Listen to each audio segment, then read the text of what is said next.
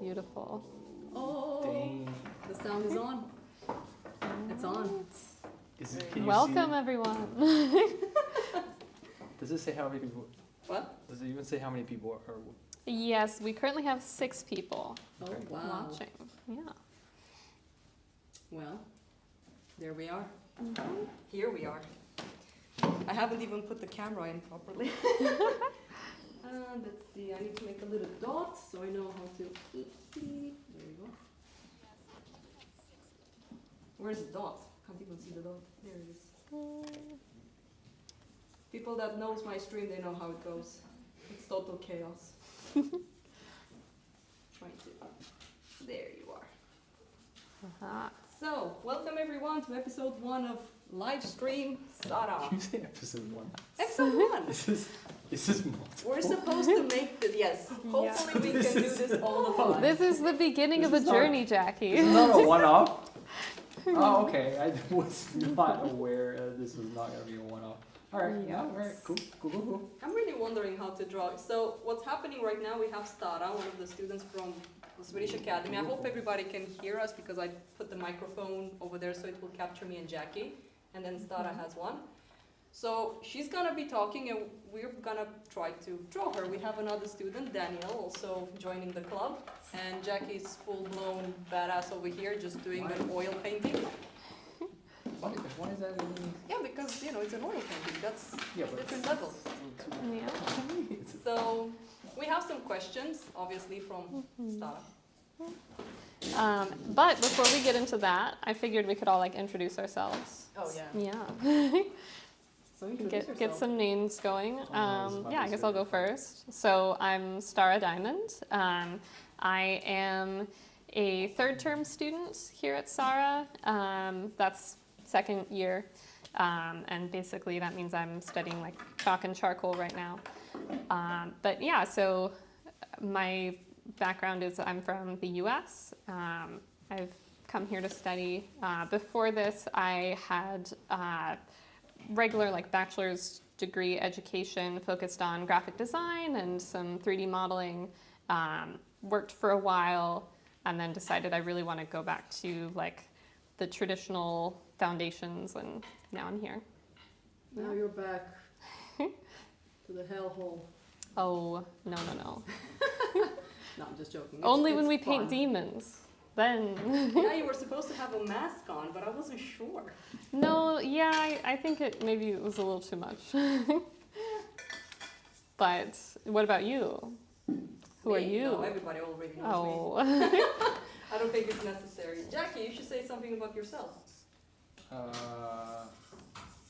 What do I say? My You're name's not Jackie. actually Jackie Chan, you know. all Oh that. yeah, my Start name with is a joke. Jackie. I teach here at SARA. I'm from Borneo, Malaysia. I don't know what else. Yeah. I mean, that's don't- pretty much a gist. Yeah, that's pretty much the gist. Yeah, Yeah. pretty much. So awesome. Yeah. I wanted to be on this live stream. You're on. Oh my God, there's a doggy. There He's is. so cute. Oh, his name's Charlie, so he gets his introduction too. Wait, Yeah. what? His name's There's a little Charlie. sausage dog. Oh my God. Who does that? It's Oh, it's Josie's. yours. I was like, it's a different dog. I was like, that's just Emmy. I was like, that's not Charlie. So we allow pets in the school. So Oh. if people wants to bring their dog to Yes. school, as long as it's not aggressive, it's Mhm. completely fine. Yes. Also, normally our models don't move this much, No. but they did tell me I could be talking, so. I think Yeah. it's a challenge. Yeah. I'm actually enjoying this. Maybe I will do more than just one portrait.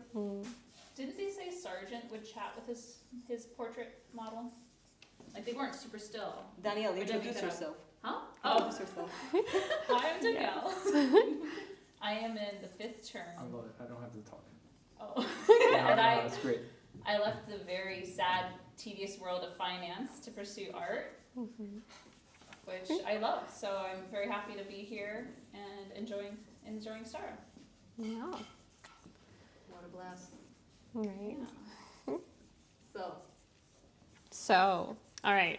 So I did have a little theme for this evening, just to kind of get the discussion going, and we'll see where it takes us. I have different like sort of topical questions that we could get into, but just to start off, basically the theme of the evening is talking about dark art, what that is, kind of what that genre is doing right now.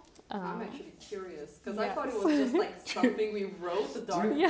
Do you know What is this? When I told Isabel the theme, and she thought it was like Harry Potter, dark arts. Oh yeah. She was like, "Are you guys gonna talk about potions and Dark brewing?" arts. And I was Yeah, like, no. I think that's different. Yeah, we're not cursing anyone, hopefully. So, basically, dark art, broadly speaking, would be kind of a movement that has emerged out of surrealism, sort of, but it also could apply to all sorts of art, even going way back into the past, Really? which is just anything macabre, essentially. So people, trying to work with themes of horror, themes of like kind of melancholy and that kind of thing. So, if you think of pieces like that traditionally have been in that category, you've got like Memento Mori, which is a common So theme. that's a dark Yeah, art thing. yeah, it's like kind of been carried over, and you'll see like a lot of skulls in this stuff. Yeah, I had no idea about that. exactly. So is it the subject thing more than anything? I think so, yeah, like kind of the subject and also just the mood of what you're conveying. If it's a little bit sort of, macabre, it's sort of considered like dark art. And a lot of it, I think, is kind of taken off in relation to subculture stuff like goth, punk type of, imagery. And then also like video games, it gets connected to that a lot. Cool looking stuff, you could say. Video games. Well, Yeah. That's true. Yeah. But it's also, I guess what you would consider high art in, not that there's necessarily a distinction between those things, which also we can talk about. But, there's also like dark art related to just really delving into difficult topics, like, war or whatever. You think about like Goya has like Goya. yeah. So any of that could be considered dark art, but a lot of it today is like pop surrealism, horror type of stuff. Pop surrealism. Yes. Okay, what do you mean by pop? Like I more mean, of our today's art? yeah. So like, it stands for popular, right? So Wait. kind of. Pop stands for popular? Yeah. Oh Yeah, my popular god, my mind is Yeah. exploding. I thought it was just like a pop, it's like pop Yeah. music, so it's pop, it comes from popular. Oh my Exactly. Yeah. god. 35 of age, and now I know what it means. So it kind of like appeals to the masses, sometimes as like part of like pop culture, that type of thing Yeah. as well. Yeah. But yeah, so that's, I was gonna say some pieces from like history that I think like in retrospect have something to do with this category a little bit. So like Dante's Inferno, like Gustave Doré, I really hope I'm saying his name right. Correct me if I'm not. But yeah, he has like a beautiful set of engravings related to that, which have all kinds of demons and things, and it's very fun. Yeah, I was wondering if either of you have any pieces that you think would fall into that category. Me? Anything you've made. Me? I mean, I can think of some that strike me that way, like off the top of my head I'm just already. thinking about video games right now. Oh no! Like artist doesn't, I doesn't opened even the come close to. yeah. I opened the can of worms. No, but I was thinking about your one with the horses and the woman pointing down. It's the beautiful. I think it's Oh, yeah, the drawing. The time bringer of death. Oh. yes, So exactly. I've been doing goth art without even knowing it. Yeah, exactly. Wow, okay. I mean, yeah. So that's a beautiful one for anyone who wants to look that up. Time bringer of death. I like that one. Just plugging you a little. So funny. Yeah. But yeah, what about you, Jackie? I expect that less. I Yeah, feel out I'm of not- your stuff. yeah, my stuff, I don't really dwell too much into like the fantasy world as much. Yeah. So I don't even Yeah. really, I don't have any Mhm. dark art related. I don't think my stuff is dark. Yeah. I mean, we spooked you just the other day, just from I like. know. I'm very easily spooked. Huh? They We- scared you. Yeah, with Matt, like even just the seed was uncanny. I mean, the Yes. theme was uncanny, and I think just some Well, of the images mine were, was also very spooky. yeah, it was unsettling. Yeah. You know? It was uncanny. That's the Well, point. yeah, I guess. Yeah. For those in the audience, the seed is basically an assignment that we do where we're given a prompt, which is usually like a word or a phrase. And in this case, it was uncanny. And so we make an art piece based around that seed idea. So, you can take it in any direction or medium, and it's more for like pursuing your own creative ideas. So yeah, that was what that was. And so we got a lot of uncanny images. It was, I would say that was kind of I dark wouldn't art say they themed. were uncanny images. I would say they were creepy images. Yeah. I think that Yeah. seemed to be the thread that everyone was sort of going with. Yeah. So that, It yeah, was- it's not really my cup of tea generally. No, that makes So sense. I don't. Spooky stuff? Yeah. I like going to bed and not. Why are you having on to the worry. stream? I didn't think it was gonna be themed for like what every episode's gonna be about like scary art. Yes. No. Not every episode. It's just for. Yeah, I know. I Yeah. just got kicked out. Not even 10, Mm. 15 minutes in. I was putting my hopes in this. I'm like, oh, I Ruined guess. it. Yep. Yeah. No, not every episode. We'll have different themes. Yeah. But I figured it's almost Halloween, so Yeah. When is Halloween Fair enough. it's This the end of the weekend. month. Yeah. Last day Oh, of yes. October. That's what I'm gonna hide in my room and just draw and paint. Stay away from Mm. everyone. So you have Osterlin-Liste coming up, Yes. our Lights Fest celebration. Right. We actually do have a celebration going on at the school this weekend, which is like a local thing. Basically, lighting candles and Lyser means lights, right? I pronounced that Yeah, so horribly. Osterlin Lights, yeah. Oh, is that what that Osterlin means? lights, yeah. Oh, I'm pretty sure. No It's one my first year. Swedish. Right. Yeah, it's my first Yeah, year like- for it. So We need a sweet. Someone Yeah, I pronounce know that. it is. Yeah, we just go. Österlen-Lyser. Yeah, that one. Osterlin-Liste. We'll Yeah. try our best. But yeah, it's like a local regional lights holiday, Mhm. and we participate with lots of candles, a candlelit portrait, a bake sale, some other sales of art and such. That's Right. fun. Yeah, and drawing or painting, either one by candlelight. So very fun. I'm looking forward to that for sure. Yeah. Yes. Yeah. Well, scary. No, not my favorite time of the year. Yeah. I like the candle lights and I like that ambiance of it, but Mhm. Halloween's not really my. What would you say is the mood of your art, Jackie? What is sort of the tone that you're often going for, or do you go for something different every time?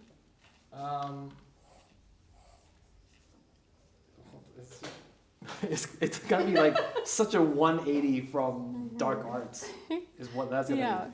I think I'm very influenced by like Andrew Wyeth, Mm-hmm.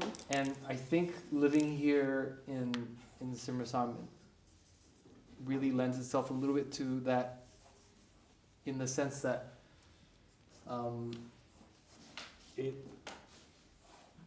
I guess I don't look for pretty subjects anymore, but I try to find the beauty in like the mundane, Mm-hmm. and I think it really opens up how you look at where you live and like locally. Like Yeah. I'll just walk around and like I just see a beautiful shed, or and like even right now, like Right. autumn, it's like it's beautiful here, and like just the cemetery next to the school is like it's beautiful. Yeah. So I just like looking for that. I think the beauty in the mundane is probably in the quietness. I think is Mhm. what I'm drawn to. Yeah. Yeah, I don't know if that's. No, It's that's. kind of actually a bit eerie though, and sometimes creepy. I think that's funny that you thought you weren't into that. I find And they're Yeah. more ominous sometimes. Oh. There is I mean, there's a Interesting. dead crow one. There's Yeah. like, they have this kind of muted tones that feel. There's that stillness, which I think could read as ominous, maybe, depending on what a you good think is going to happen. Yeah, I guess that's true. Yeah. I never thought about it like that. That the stillness, this is the ominous feeling of the stillness, I guess. Yeah. But that's not. Yeah, I don't really. But I do know what you mean about like walking through town and just, it's very beautiful and you're kind of, I don't know, noticing everything. I'm really enjoying the walks to school while there's still daylight. I really truly believe we need them all day. And again, people are so, what's the word for it? Stimuli? Yeah, stimulated. Stimulated nowadays that people can't stand still for 5 seconds. Mhm. So I think that's a huge problem. So that's the thing. Like if you want to do art, expect to stand still quite a lot. Yeah, that's true. That is true. I think, yeah. Like the thing what I noticed with you students. Can I complain about the students? Yeah. This is What actually are you just a doing? roast. Yeah, this is just This like, is a roast stream. No. They can deal with it. They know how I am. I'm in the hot seat now. Now listen here, But it's just that everybody wants everything instantly. There's no, let's call it the pleasure of actually putting in the work. The journey of developing yourself till the moment that you drop dead on the ground. So everybody has this idea that everything has to be now. Give it to me, give me the skills. 3 years, come on, go, give me. And then I tell you people, if I can say it like that, well, listen here, takes time, please, chillax. Yeah. So that's the thing that I like about this idea of the mundane. It's just something simple, but it's really simple. Because you can interpret it in many, many ways. That's true. I think the journey, we were talking about this, Danielle. We were Yeah. talking about enjoying the process and not the result of the art. I mean, you can enjoy the result too, of course, but I think like being here makes me really appreciate how much I enjoy drawing or painting like as an activity. I mean, it's mostly drawing for me because that's the term that I'm in. But like it just makes me very happy to just sit there and be doing what I'm doing and completely immersed and like not really worried about anything except like the moment in front of me. It's so nice. I think Yeah. that's pretty much a very good description of how it is. Well, should we have another question? It does kind of tie in, I think. Go for it. So the next one here would be, how should we balance our respect for beauty with the idea that good art often delves into disturbing themes and disturbing imagery? Is beauty contradictory to horror, or do you think they work well together? And I was thinking this ties in because like your work, Jackie, like was potentially interpreted as like ominous or not ominous, and that like beauty and stillness, like it kind of flows right into ominousness or not, potentially based on like who's even looking at it. yeah. So I think that's kind of a good example of the two being combined even. But yeah, I'm Last thing wondering. I thought about was, I think is it Ilya Repin? The one that paints the father of... Yeah, that's ripping. Yeah. I mean, that's very Yeah, macabre, and What's it's still this? so beautiful at the same time. right. Wait, you should just. What's Yeah. Well, Yes. the name of the painting is Nick. Is it like the? It's like the death. I can't remember. What is it? The name of the painting. I know what. It's the death. Like it's a father and a son. Yeah. It's the death of. Is it Nikolai or something? Yeah, and basically the son has just died, and like the father is holding him, and it's very sort of Well, the dad killed him. yes. Yeah, that's the other big. Yeah, It's that is the kicker. That is a really big part of the story. Right. So Ivan the Terrible Ivan and the his Terrible. son Ivan is the Okay, name. not Nikolai. Okay, Ivan the Terrible. Yeah, and his son Ivan. and the fact that they have the same name is so, I think, interesting as well. It's like Also, to have a moniker, the Yeah. Terrible, yeah, is really that's a big it deal. does tell you something. Yeah, it does. So, yeah, that image though, I think does kind of, I mean, it's obviously very beautiful and like wonderfully done from a technical perspective and just like so moving Yeah. to look at. And then it is also about this sort of atrocity Yeah. that has You're just doing very good, happened yeah. and the grief and all of that. So So is it more, the question is like more I guess how, like finding beauty in yeah. like difficult subjects as well, Yeah. not just. Yeah, I guess it's a really interesting thought. It is, I guess, yeah, in a way, it is similar to me, like the way my practice where I try not to look for the obvious Mhm. beauty. I mean, another example is like the raft of the Medusa. Yeah. Yeah. I was thinking That is like a horrific story, but Right. it's a beautiful painting, and so Mm-hmm. Yeah. It is interesting. I think our role as artists in the world shouldn't just be to find. obviously it is to find things that we resonate with and we find beautiful, Mm-hmm. But I think that comes quite easily. Mm-hmm. I think it goes back to like there was a thing about, I can't remember where I heard it, but it was someone was talking about Van Gogh, and it was the idea that he had suffered depression and Mm-hmm. it was difficult for him, but even through that he painted like the beauty of life. And so I think it's very easy if you're a happy person or if you're feeling very happy to paint happy things, and if you're a sad person or you're feeling sad to paint sad things. Yeah. But if you were feeling so sad and not feeling like life is great and somehow paint life like it's the most beautiful thing in the world, I think that's the most difficult thing to do, and I think there is beauty in that. Mm-hmm. No, I love that. This is why we invited you, Jackie. Yep, This is now you understand why. exactly what we were talking about. Mm. I didn't come up with the idea, but But no, I really agree with that. I think I think about that a lot myself because I have sort of a dark theme running through my images, which if people don't know, like I tend to draw these like kind of dissolving figures or like breaking apart. It looks like they're maybe made of porcelain and like parts of their bodies have broken off or been cut out. And it's kind of showing like, it relates to a lot of things, but like the struggles of having a body, of like living with a body that suffers, and all of that type of thing. But I don't want to just, I don't want to make it seem hopeless. right. I really want to include that element of like, what is there that we can find in that struggle that is kind of unexpected and in particular like unexpectedly beautiful and, move people a little bit. That's my hope with it. But that's it. It's yeah. hope, isn't it? Yeah. Isn't it just hope? Like, I mean, there's a Exactly. reason why it's the only thing left in Pandora's box. Mm. Oh, Wow. Wow. I was like, can we end it there? That was a nice way to end it. No. No, we got a ways to go, Jackie. No, but I think also,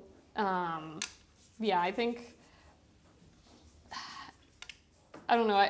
I've always liked sort of goth aesthetics and things like that, and a lot of the point of that is discover the beauty and ugliness, I suppose, the beauty in like things that have died or like mortality or so that stuff I think is just, it's where you find a lot of depth as well because it kind of forces you to think about things which you might not do if you were just humming along and A mere mortal. yeah, exactly.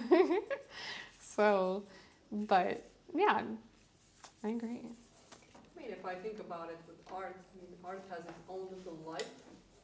Mm-hmm. So we're spending so much time on one painting, so in a weird way, yeah. It does take you a little bit in a different realm than the reality one that we live in. Yeah. I really like that documentary about Why Beauty Matters by Roger Scruton, where he talks that art is from, let's say, from the divine almost. Mm-hmm. So that's actually interesting, the way he puts it. Yeah, yeah. I think it's interesting to like consider what exactly is beauty as well, because This is very subjective. it is. Really subjective. Yeah. So how would you describe something beautiful? I mean, this is so like, I don't know, niche of me, but my mind immediately goes to like definitions of the aesthetic from like a philosophical standpoint. Like Kant had, I shouldn't try to describe this, but I'm going to try anyway. Kant had this idea of like the aesthetic sensibility as kind of a sensibility completely different from both morality and rationality. And Morality and rationality. yeah, it was separate from both of those things. Okay. This like aesthetic judgment of like, is something beautiful, has something to do with just a completely different impulse. And, you know, when I think of like the beauty of something, I think of like, of it being arranged in a very poetic way. I think about like arrangement. So like even if, you know, it's a terrible tragedy, it is arranged in such a way that like the end rhymes with the beginning, or it like, you know, you get something out of it that is, you know, beyond what it seems to be in terms of just like the rational content of what's there. The rational content of what's there. Yeah, like, you know, you look at a beautifully painted image of like a bowl of fruit, right? It's just technically a bowl of fruit. True. But there's something else there, which is beauty. And But it through comes the from the arrangement arrangement of the Yeah, parts. Exactly. Yeah. But through the arrangement of like the artist's eye.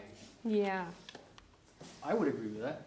I mean, Yeah. to an extent, I think there are some elements of that certainly ring true as if we look at some pieces of art, you know, that we like. It's like, how important is the subject matter and versus like the arrangement of it, Yeah. of visual shapes on a canvas or, you know, on paper. Yeah. Visual shapes. If It anyone sounds- has any questions, please let us. What do Yes. how do you feel about it? So, like, do you feel that resonates? That is probably how you would define beauty? I mean, that's initially I would say yes, and then I think it sounds a little bit too clinical in a way. I think there's maybe what I want to say, not to say that like Kant is wrong, like I know better than Kant. Wait, what is But wrong? Kant, that's what I was saying, that idea comes Kant's from, the philosopher. yeah, the philosopher, Say the name again. like Immanuel Kant. Oh. Yeah, So what- that guy. How about But- you? If okay, well, what if you give an example of Yeah, that opposes that, like yeah. something? I mean, I think sometimes things are sometimes they are beautiful because of their like moral and or rational content. I think sometimes that is also like part of the arrangement almost. Like if I think about maybe art that has a message to it. We were just talking about hope. Maybe it has a message of hope.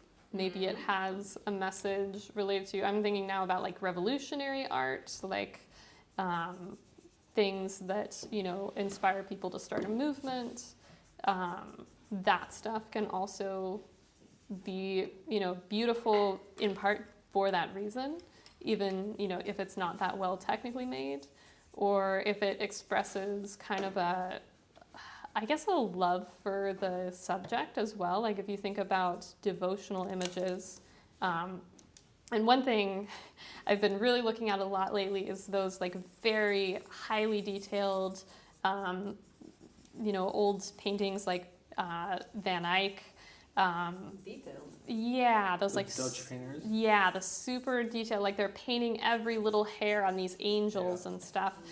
And it's this, you know, you look at it and you just think, wow, this person really had like devotion for this image. And it's beautiful almost not because of the composition, but because there's just like this huge concentration of details and like effort and complexity that went into it. And you're like, wow, like someone cared so much. And that's beautiful, that there's just that much care there. I mean, there's a human connection, definitely. Mhm. Because a lot of people will be like, yeah, well, then photography came and everything just died. Yeah. So, and now we also have this idea of, they call Oh. it blah blah, you know, you guys know what I mean, the so-called AI stuff. Yes. That the learning machine, that they want to call it AI. Anyways, AI Yeah. slop, as it's known. what is it? AI slop. Oh, Yeah, I swap. yeah, that's true. It's Yes. a term recently. It is a term. But it's like Or a for connection very between. specific thing. Mm-hmm. There's a connection between two people. That's how I see. Yes. Everything that's artistic, like let's say music, dancing, it's a visual thing. There's a certain connection, like language. In my opinion, it's a artistic creation. In my opinion, like the way we speak, the way we present Yeah. ourselves, it has a certain beauty attached to it. And by Mhm. communicating, even sign language, you know, you have to make certain signs to be able to convey what you want to say. Right. But you're right, like it's all about connecting though. Yeah. Though even language on a fundamental level is about connecting and Yeah. communicating. So I think, yeah.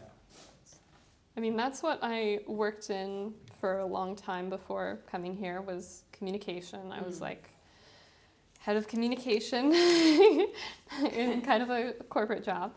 But then also before that, you know, in my college degree, my sort of regular college degree, I was, you know, basically studying communication, graphic design. They would all, you know, kind of use it oftentimes as a synonym for visual communication.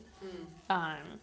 And I really do think that's what we're doing is like visual communication, trying to get an idea across, trying to, you know, I would say also bring people together in the sense that when you put something out there that is a part of your own mind, it, Mhm. you know, other people relate to it and hopefully get something out of that and like feel Well, it depends. less Some people alone. might not really like what you're putting out there. So when do you kind that's of draw the line? true. Because it's been like art that people didn't really like, or Yes. statements and blah blah blah, all that Yeah. stuff that humans are specialized in. I mean, I think there's a misconception that conflict is separate from communication, when in fact, conflict is totally a part of communication. Conflict applies to is, everything. yeah. I mean, it's if you're starting a dialogue between people, even if it's, you know, sort of hostile at times, Uh-huh. then you are, you know, bridging the gap in some way, getting ideas flowing, and I don't think it's a bad thing to have some controversy, I would say. Which also, by the way, That's how you change opinions, I guess. yes, yeah. No, this is very true. I was going to actually segue this into one of the later questions Oy, that it oy, ties oy. into quite well. Oh, you've come prepared, that's for sure. I know. I had to be. I was like, oh my gosh, I'm hosting. All right. But this question, I think you'd mentioned that you read this one, but do you think censorship of dark art is growing or shrinking, both on social media and in real life situations like galleries, just kind of, you know, talking about your experiences with it? And what impact does that have on the way art is made, if any? And I mean, part of what I was thinking about when I was writing that type of question was controversies, but also things like, you know, the words being kind of censored and stuff. We've got like unalive That's and what you're all going of that. I mean, God, should we go into this? I have to say, like, the way I'm seeing it right now, art is more about technique. Mm-hmm. Like Yeah. you see a lot of beautiful portraits, a lot of beautiful figures, and there's some compositional paintings out there as well. It's more about a visual design rather than a subject, to be honest. Right. Yeah. I think erotic art is more popular than goth, like, you know, this Yeah. type of sentimental, you know, doesn't need to be depression. It's more on that kind of human level than Yeah. erotic art. Yeah. And that's basically what I see the most is pretty women everywhere. Pretty women, pretty women, another pretty women, another pretty women. Wait, like paintings? Not just paintings, but drawing as well. It's more about, I mean, it's nothing But what- wrong with but it. Then Well, then I think you have to be a little bit more specific because that I wouldn't necessarily classify that as erotic art though. Yeah, I know, we were talking about Because this, there's because a- you're reading a book about it. Yeah, because Yeah. you can't like, there is erotic art and there's some really beautiful stuff out there, but I don't think that we can necessarily conflate just because it's a painting about a beautiful No, female it nude or depends on how you do it, nude. yeah. I think it's Maybe slightly different. sentimental art. Maybe is that kind of what you're going for? Like these sort No. of pieces that are just they're just kind of about the just- figure. It's sexy Yeah. art. Yeah. But, Yeah. but no, hold on. What is that though? Oh, God.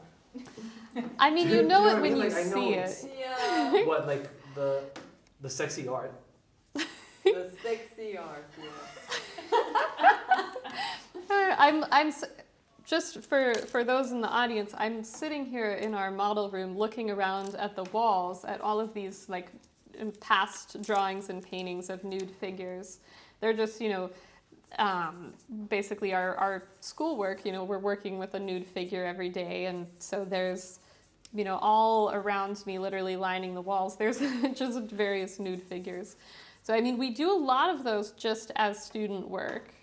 But then there's also, I suppose, in like online communities, that's a whole other thing of like, and in video games and all of that, I think Yeah. things do get a little bit more like hypercharged these days. No, it's like you go on Instagram and you see people posting and it's kind of, with the leg up and Yeah, duck lips yeah, and yeah. everything. Yeah, but then once again, this is where we have to clarify. We can't Yeah, I'm just say getting it's Yeah. But then erotic if you art, though. post a figure painting Mhm. online that goes into the category of beautiful, right?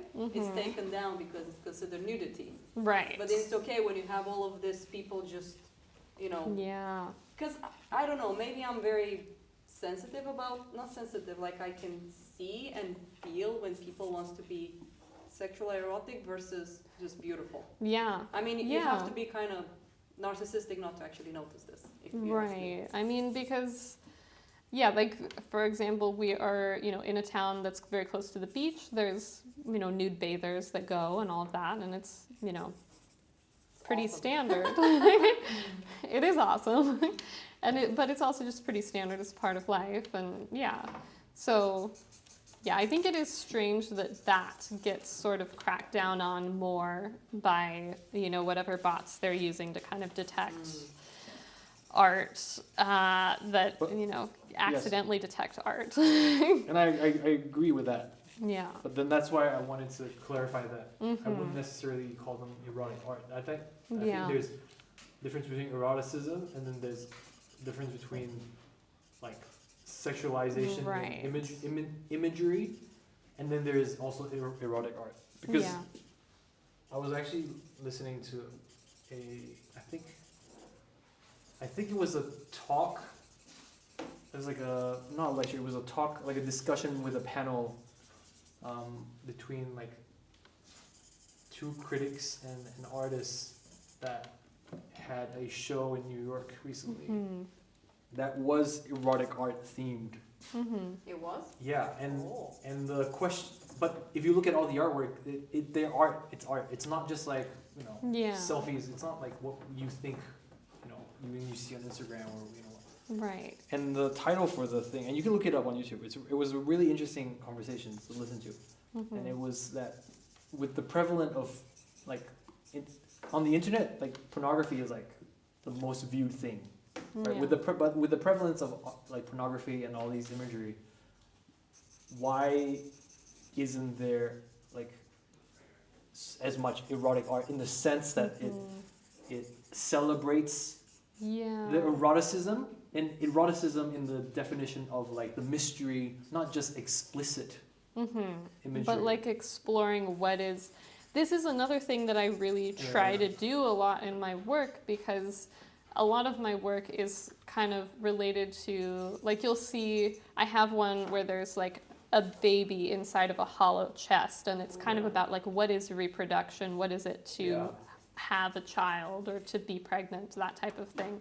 There's like this whole element of exploring like what does it actually mean when we take part in those acts and like when we're intimate with each other and that kind of thing, that I think it would be nice to see explored, given just, I guess, the volume of art that is out there. Yeah. I would love to see more of that, I think.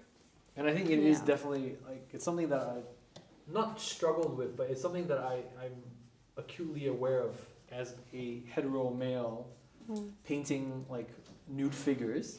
It is Yeah. something that I have, I've been aware of in this, where do I stand in this? Like, the idea of the male gaze Yeah. and, like how does that inform my art? And like when I have a nude model or like, when I set a pose, like it's something to be aware, like that I think about.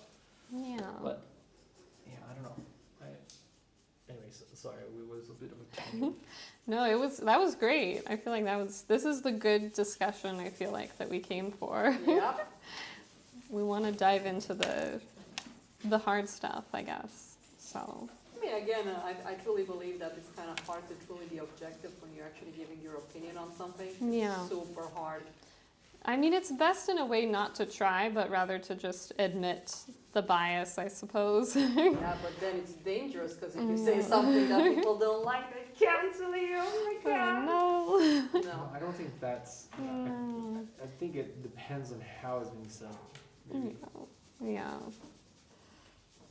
Yeah, I think there's a vulnerability to a lot of this stuff, like saying how you are approaching your art, especially. Like Yeah. really talking about, oh, this is what I'm thinking about, for example, when I'm setting up a pose, like you were saying, because, I don't know, it's revealing part of what goes into your art and like why it looks the way it does and that kind of thing, but also in a way like what you worry about, what you're trying to, keep track of as an artist, and then yeah, it's vulnerable. Yeah, I totally. think. And it goes back to even Wyeth had something similar. He had like a whole body of work that nobody knew about, Yeah.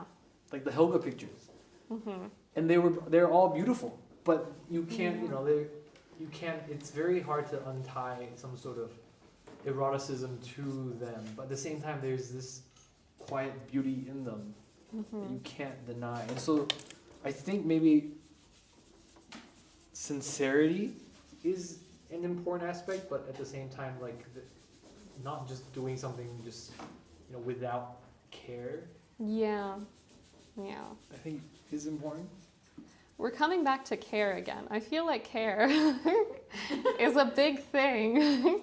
It is very important, I think. Caring? Yes. Caring is important. I don't know.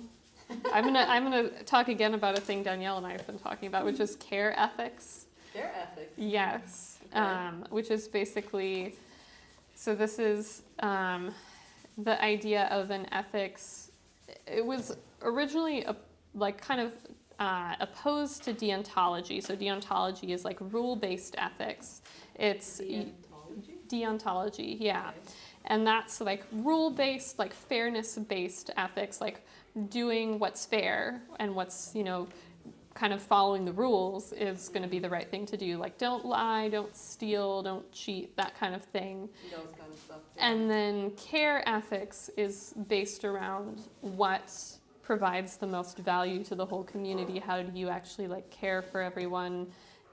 Literally speaking, in terms of like acts of care, as well as like expressing your care. And the two can't really be separated. Like if you care for somebody, you should be acting like it. You should be Yeah. Okay. Yeah. And so that's the... Like they should always care? I What mean, if they don't agree with you and then they say like, no, I don't agree. I don't care about my whatever thing. well, But but... you can just say you care, but do you actively show that you care? Yes. Not saying you have to be What if I perfect just all don't the care? time. What if I Like, don't why care? do I have to care? You don't I have think to this is care. a good I'm too tired to question. care for everything. This is a good question. Yeah. But maybe, and this is what I was about to say in terms of how it ties in, maybe caring is beautiful. Maybe that's part of what beauty is all about. Because when you're But invested, are you caring by being sincere, or are you just caring to make the person feel good? no, you got to be sincere about it. I feel like you can't fake that. But You then gotta. you can't really care if the person is kind of psychotic and what Well, the person exactly. is saying You is just can't lies. care about everybody and everything in the whole world, Theodore. Sorry, I'm Romanian. I just go beyond I go towards the sarcasm. No, and all, yeah. not really, but yeah. Exactly. Because it's uncomfortable. But it's true. You can't care for everybody. You can't care for everything. I think like when you're picking like what you want to show like this deep care and devotion for through art, I think you should be quite selective in that. That's what I think anyway. Like you should be honest, make sure that you're depicting things that you actually like really feel called to. Mm-hmm. And if you don't, then don't. Because it will come out insincere, I think, if it is insincere. It'll be noticeable. But what if people fakes it very well? Well, then they get very rich and we Welcome all to another cry. psychology episode with Sarah. This is how we manipulate our students in listening to us. No. But no,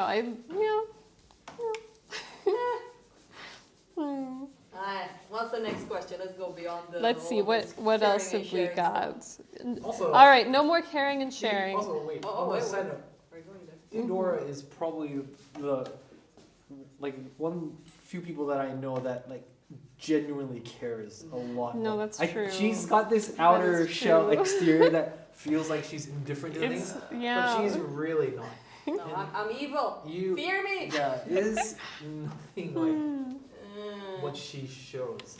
Soft, fuzzy inside. We're Art and philosophy, such a treat. I mean, thank you. I think in Aw. art is supposed to be some philosophy. I mean, I think so. otherwise, And what's the therapy. point of doing it? I mean, some people go like, I just want to draw. And that's fine. That's true. That's it. Maybe Okay. I'm too harsh with Ooh, it, but- tie-in question. Tie-in question. I have another one. What do you think about dark art that is primarily made to look cool? For example, be a part of a goth or punk aesthetic without a deeper point. Do you enjoy its playfulness or not so much? And does art have to be deep? But that's what I was talking about. Yeah. Does it really Yeah. need to be deep? Maybe some not. people just like doing pretty portraits and figures, Mhm. and that's completely fine. Yeah. Maybe Do some I need people to always yeah. like it? No. Mhm. Because I did have a very interesting conversation with a good friend of mine, and the person does beautiful, women and stuff like that. And I told this person, like, I think it's kind of boring. And then the person told me, and he told me, like, oh, I think your stuff is boring. I'm like, fair enough. Yeah. That feels like no, you are. sort of You get my situation. point. It's like you can't. It's like what I usually tell people. You can't please everyone. Yeah, I know, Sometimes but it's what it is. Yeah, no, that's true. I think I would rather make things that I enjoy making Yeah. than try to be fake deep. But I also do want to be actually deep, if that makes sense. Like, I want my art to have a deeper meaning. I do. I do think, for me at least, personally, that is important. In general, no, it's not. I don't think art has to be that way. But I think for me, I want to try to get deeper with it. And yeah, I think that is sometimes hard. Yeah. why do you find it hard? I think because there's a tendency to just to kind of go into the personal a little bit too much, like to end up with personal symbols, or let's say, I don't know, this isn't even something related to me, but let's say that a particular house is really significant to you, so you paint Right. that house, and then it's a very nice picture of a house, but no one else looking at it is going to see that depth. So to actually get deep, I feel you have to figure out what is it that is beautiful about that house to me? Why is it that I have an emotional connection to it? And what is the sort of universal way of expressing that? Maybe if it's about childhood or something, how do you get that through actually in the piece? I agree to an extent. I agree that you want to find the core of the meaning of it. Yeah. But when I was in architecture, one of the things, like one of the biggest lessons that they would say was, you can't try to design a building that fits all purposes for everyone. Yeah, that's true. So the more specific you are, the more it resonates with people. And I see that a lot with, especially with art as well, and like music and you hear people, especially songwriters and like also artists, where they talk about where. So I'll give you two examples. One was like, I met there's an artist that he paints landscapes entirely from imagination. His name's Donald Journey, and he's great. Yeah. Like he will just paint the landscape or a scene from imagination. Now the interesting thing is he bases it off something that he's sort of like a memory, Yeah. but he tries to be as specific as he can. And someone will come up to him and be like, "Oh, this looks exactly like this home that I used to walk by every day when I was little." And then someone else will be like, "Oh, this looks exactly like this house that I saw in this other country." And so sometimes I find that the more specific you are to you, like when you paint or like when you create stuff, the more it resonates with people. Yeah. And they sort of bring their own view to it. You know, it reminds me of what Paraloff was saying when he visited about how he would paint like just a guy, and then like everybody would come up to him and be like, "Oh, is that my neighbor? Did he pose for you?" Exactly. Like, Yeah. yeah. Totally. So there is something to that. Yeah. So yeah, I think because you're searching for that, I think you don't have to try to worry about trying to make it universal. Yeah. Because I think in making it universal, you make it sort of inaccessible to people Well, in that a is weird roundabout way. comforting. That is comforting. Yeah. The end. I'm like, YOLO, just do whatever you want. Yeah. This is also important. I think it's important to like not put pressure on ourselves too, because I mean the other aspect of it is like if you're just trying so hard to do that all the time, I think it gets very tiring and it's a lot of pressure. No. Yeah. So. I mean, Luke was talking, I'm doing commissions right now, but I have moments when I just want to do something for myself, and if people resonate to it, either be it's like I said, a pretty portrait, a landscape, a still life. Yeah. If it resonates with someone, then I guess I reached someone, and that's good enough for me. Right. Yeah. If there's one person, that is always, you know. Yeah. And then if you're the artist, then you can be the one person that it resonates with. No, there are and, people you that know, just does it only for themselves. you're a person too. You count as the person that it resonates with. So, yeah. All right, let's see. But you wanted to get away from the deep stuff, and then I took us even deeper. It was very That's bad how of it me. goes. It's fun. Yes. You should go deep like this. Lead the ship, Captain. All right, I'm taking us towards calmer waters. So the next one is like a little more logistical. Is dark art easily marketable in your experience, and does that matter? And we're talking about kind of gothy, horror-y stuff again. I think so. Yeah. I mean, you have the I've underground seen- stuff. yeah, I've seen actually that stuff sell so well. Like, you have kind of the kind of gothy alternative crowd just like coming out in droves. Like if you have, recently there was, I think it was Hex Market in, was it Copenhagen where that was? Anyway, that was, I guess like a show that, you know, some of our students were participating in. Witches. Yeah, it was like witches stuff. Here? That's Hex cool. Market. No, the market in Oh, Copenhagen. Yeah. I was so confused. Sorry. Yeah, I was no, like, when did Natalia this was in happen? that. It was like a couple weeks ago. Ah. And things did sell, and you know, she's done that before, and you know, I've seen a lot of that stuff. You know, even for myself, I think like doing album covers has been a big thing for me. It's it does sell quite well, actually. The kind of, Why do you think it sells?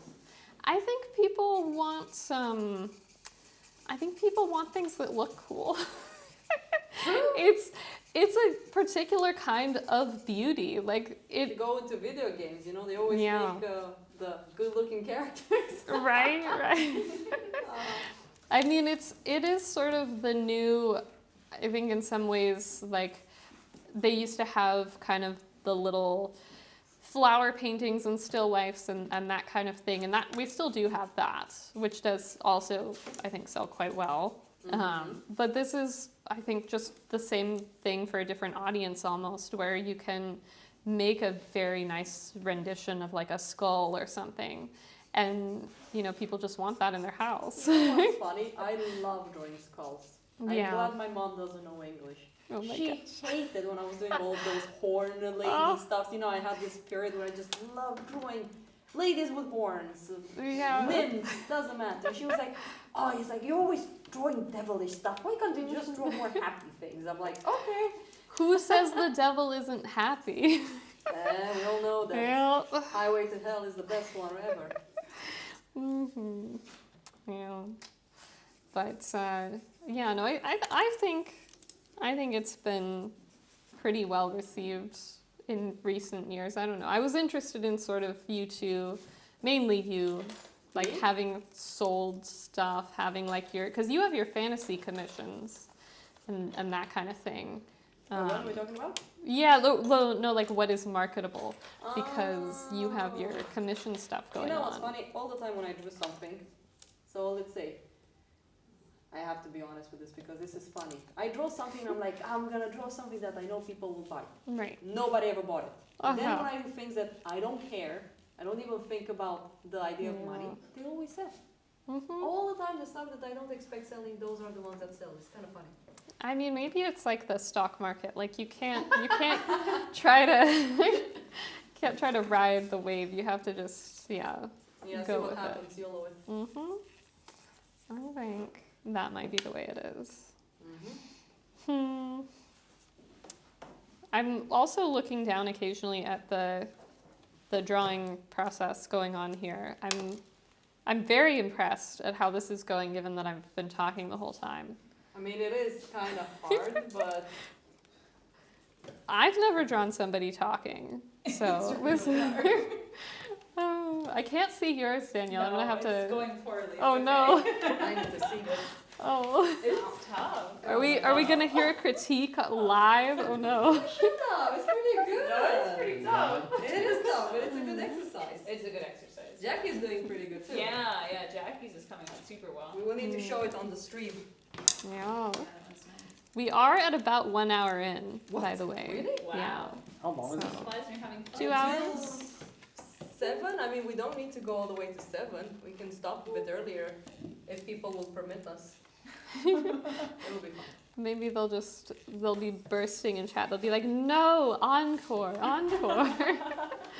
We're still waiting on questions. If we have anybody who wants to ask anything, I think this would be a good time to do kind of like an intermission type of thing. We could, Yeah, we take a break. yeah. I might stand up is really what I mean by that. Yeah, you should I take might a break. stand up for a We can minute. take a break. This reminds me a little bit when I was doing the stream with Wilhelm. Mhm.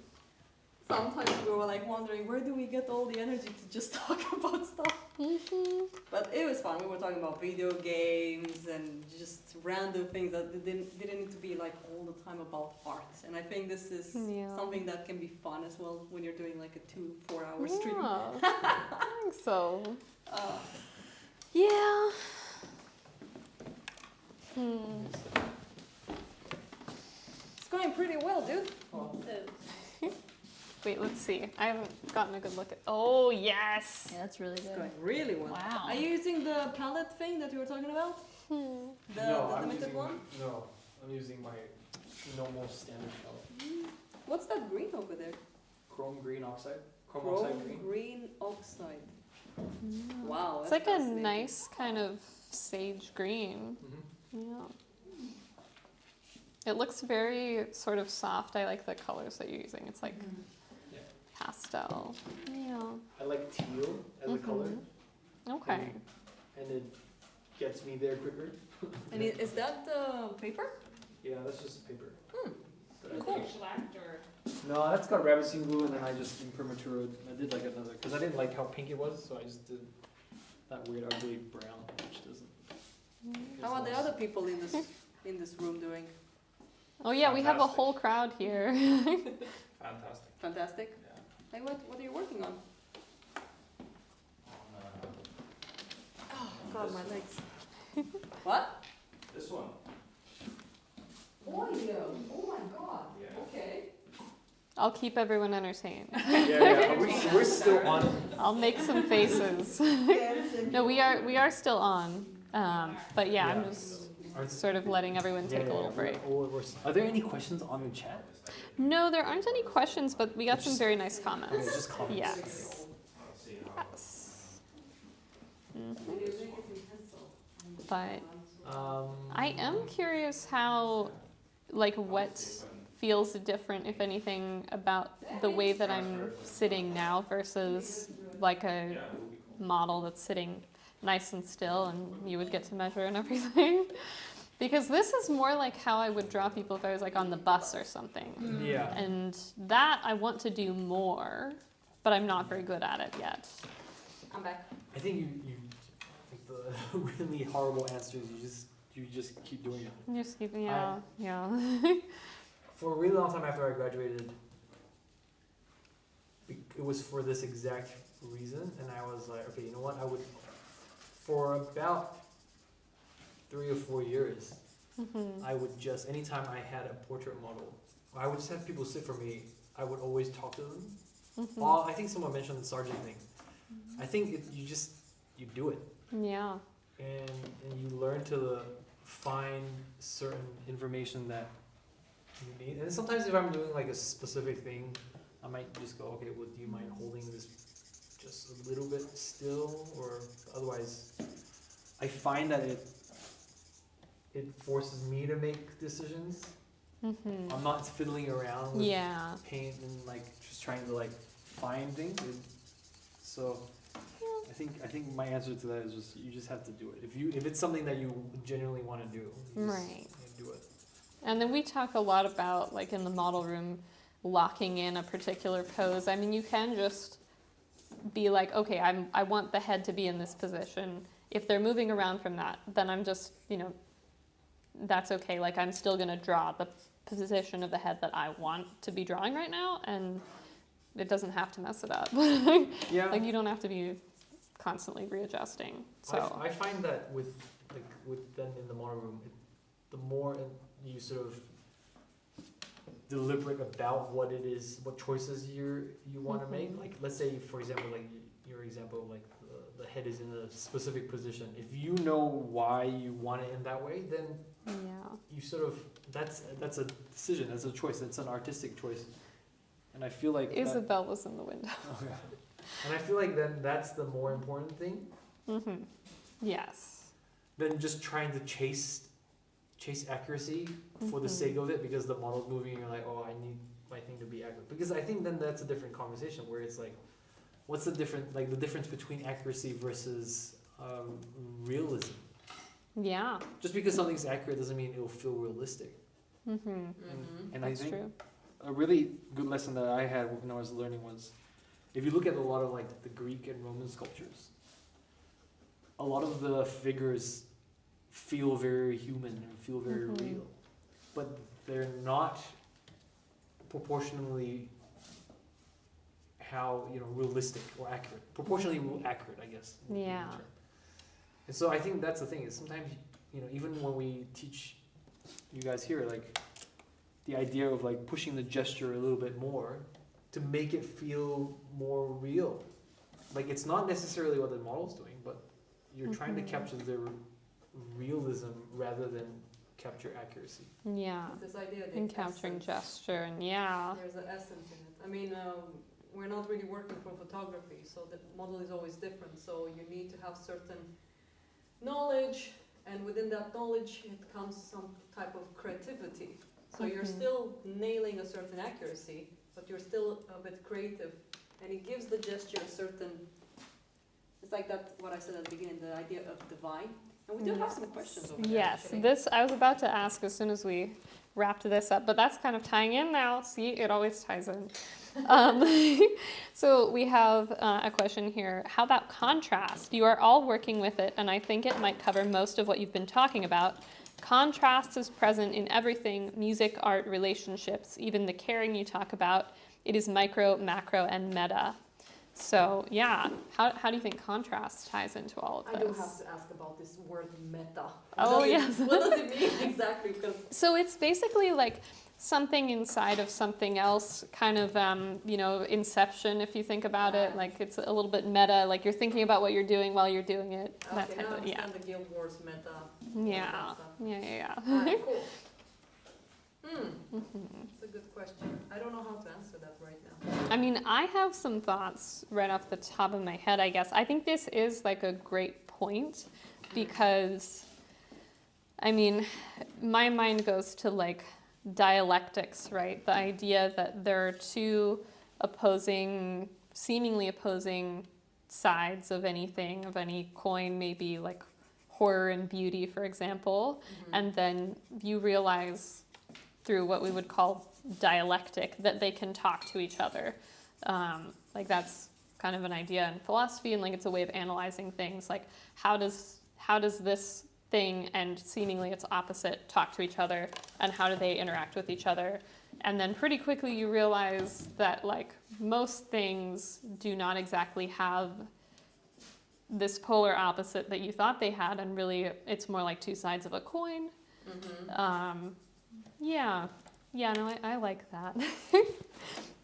I like that is my answer.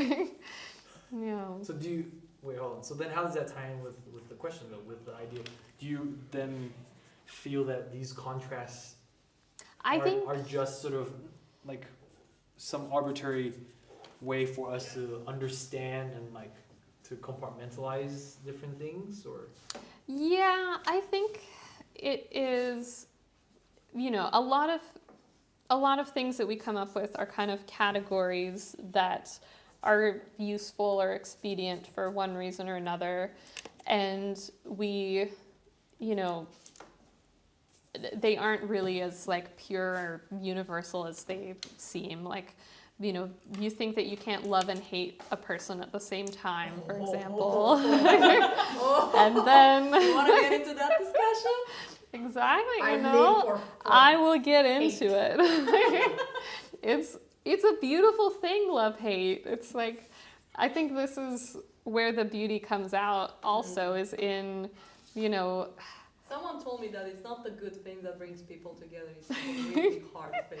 yeah. After a fight, if you're still friends with the other person, then you've grown together. You've learned how to tolerate each other's difficulties. Yes. Trying to keep the vocabulary low. See, conflict is part of communication. It's all kind of necessary to, I don't know, But then art can be conflict too. Mm-hmm.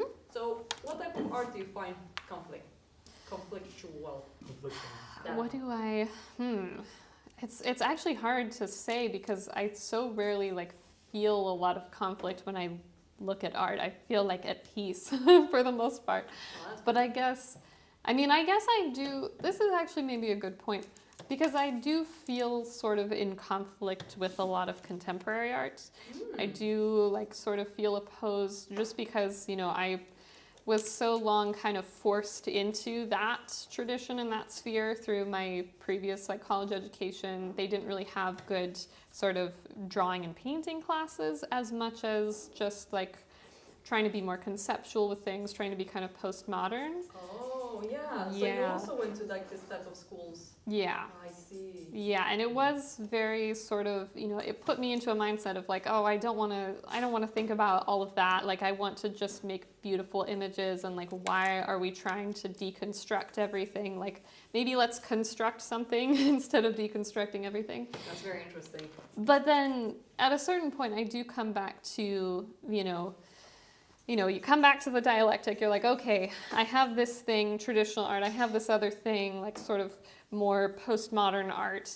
How do I bring those back together and see how they can both have value? And I think, I have brought elements of the, the conceptual things that I learned about into my work. I mean, like I've been talking about, I want there to be a deeper concept behind the stuff that I'm doing. Yeah. And then beyond that, I think a lot about materials and medium in a way that we may not always hear. Like I think about, would this be better in this crazy frame? Like I'm drawing an archway on top of my current piece upstairs, which wasn't even necessarily supposed to be part of the assignment. But This makes me wonder, like what you're saying right now goes back to what I said, and I was pretty much of an asshole when I said that I don't get impressed when I see technically brilliant paintings, just a portrait. But then I was thinking about, Rembrandt's mother just reading a book. Yeah. So it really depends. Sometimes it can just be a beautiful portrait, but if Right. someone gets that essence in it, Mm-hmm. my God, Yes. I would just shut up my pie hole and just watch and admire it. Yeah. But Rembrandt that's has the a way thing, of doing like that. how do you get that essence?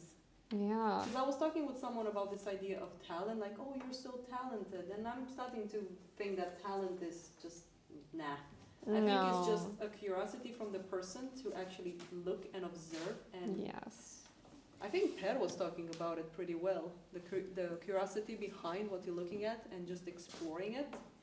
And I think the talent is there, what you're curious about. Mm-hmm. And then of course you need the technical part to be able to explore it. Right. And then we're talking about, how to be loose in a painting, because we have some students here that wants to paint very loosely. And Yeah. that's something that I think is very hard to teach. Right. Yeah. I mean, it's what we do here, right? Is like realism. Like you're observing Wait, what is well- in front of you. You're trying to find like what is so special about it. You're like really being with it in a Yeah. way that I mean, that's part of what draws me to realism. Is that kind of, I guess, looking for the essence and getting really curious about what is in front of you. I want to pull on that thread a little bit. What Theo said. Why do you think? Well, why do you feel that it's more difficult to teach if it's like this looseness? I don't know. What is it about it that you feel is difficult to teach? I think it's very hard for people to just simplify in a way, because even the ones that you talked about, like, oh, they were painting every hair and stuff like that, even that one has something creative about it. I don't think they just copied it as they saw it. I think they stylized it to a certain extent and Yeah. created it in their own interest. Exactly. So, Yeah.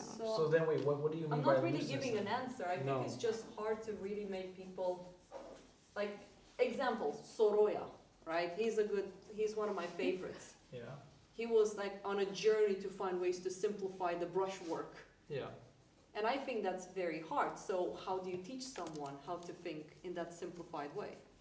Without making it look forced and making it feel, But I think you just answered your own question, like at the beginning. Like it, Oh, what it did I is say? about learning to simplify. Yeah. oh, there you go, okay, fair That's enough. looseness is I'm not. just trying to have a conversation Yeah, here. no, I know, but I think I wanted to keep pulling on the thread that you. And you here just is sort Jackie simplifying. Yeah. In Romania, we don't give answers. We just talk You in just- yeah, in you riddles forever. leave these breadcrumbs and then you walk away from it. I was like, Yes. no, that's an interesting thing. No, it's true. I don't think it's difficult to teach it. I think Hmm. it's just different. Mhm. It is about simplification. It's different if you're talking about like trying to replicate a certain style. Like Yeah. then that goes back to the sincerity and like what the person was trying to explore to begin with. Like Mhm. I don't think you can realistically replicate that. But when it comes to style, like, if I can talk about our school, my God, how should I put this question? Like, we're not really teaching a style, right? Yeah. We're not, Mm. right? No. I don't think not. so. I think there are some similarities that come out, but they are mainly just like they're common techniques that like some of the teachers have been very good at teaching us. Like I think people do come out of this school being particularly good at like tight graphite, at like nice. I don't know how to describe it. I'm looking at it right now over there, like the background of that. It's Sana's really nice brushwork. People sometimes pick up Sana's brushwork, but it's not that we're giving them a style. I think it's just like, you know, there's certain things that the teachers are really good at, and, you know, that's what they contribute. It is really interesting because I've spoken to different people from different schools, and I don't think any school genuinely believes that they're teaching a style. If you Wait, some talk- announced it on their website, so slight rebuttal. Yeah. Wait, what? Well, like, Parent Central says on their website, like, it's their style of teaching. You have to. Yeah. no, but it's not a. If you speak to the teachers there, then they don't. It's not. They don't go. This is a method. You're gonna follow this method. And so it's really interesting because I sometimes think that it is a result of the environment. So Yeah. if a student comes into the environment and then the work in all the hallways and in the space is a certain way, you instinctively just All of that. presume that Yeah. that is the way that it needs to be done. And so then it sort of self-perpetuates. I'm sure that some people will teach that method, but I've spoken to like different people, Yeah. different like levels in like that that school, and they don't ascribe to saying, oh yeah, this is how we paint at the school, this is the style that we teach. And so I think that's the interesting thing is like, sometimes I wonder if style is exactly what you're saying, is like it's just a result of the faculty or the people there, and it just sort of grows, and then the people coming in, they just see that and go, okay, well this is, I've heard Maybe that, this is like, the we've way. had our eras of, like, very smooth render. I heard that was Yeah. a big fan in our teacher Incan's, like, school days, and then there was more of a hatching thing recently, I felt, Yeah. that picked up. But I don't know, maybe it won't keep going, so Yeah. we'll see. But I think it's Wow. interesting to go through more phases, I've heard. I'm going to interrupt with a question briefly. Has anyone at SARA tried using brushes made by Tintoretto? I've heard of them, but I've never used them, no. yes. Ooh, well, there's one. What was is that just a question that Yeah. that is the question? That is, I Then mean, yes. perhaps The answer is yes. perhaps say what your experience was like with these brushes. I mean, brushes are brushes. Brushes are brushes. I Okay, don't that's know. fair. It's really hard to. Yeah. I mean, the brushes are brushes. Those brushes are great. Mhm. I don't, you know. No, that makes You- sense. yeah. They are a well-regarded brand, so if this person is thinking If about you're thinking about it, I think you Who just. is it? Ah, I know who it is. I think the brushes are fine. I don't really think. Yeah. Because I don't want it to be a rant thing, really. Yeah. I think there, to an extent, materials will take you quite far, but then after a while, it doesn't. Materials and technique don't make the art. No. Yeah, that's true. Like What? you. What brush are you using? Can Yeah, I it see? doesn't- But then this is just okay. Having said that, the brushes. I'm very particular about the brushes I use, but that's just a personal preference. I would never just say to the student, you know, like, oh, your artwork is not great because you're not using this brush or you're not using this brush. It's more- Yeah. Yeah. there we Dude, go. this reminds me when I was playing online games, World of Warcraft, and someone had, don't go too crazy, very bad gear in comparison to me. And they beat me all the Yeah, time. I The know. dude knew the buttons, man. That's but I feel like it's the same with this too. Yeah. Like sometimes you just. God, I've I seen play people video paint games. with like house brushes. You know, house painting brushes. I've seen people paint and do beautiful work with that, and I'm like, okay, well, it really doesn't. I mean, it is the yeah. intention and the thing. But having said that, Tintoretto brushes, they're not bad. They're good. Yeah. You know what? I have to ask this question. People, artists out there, what do you do to chill out a bit?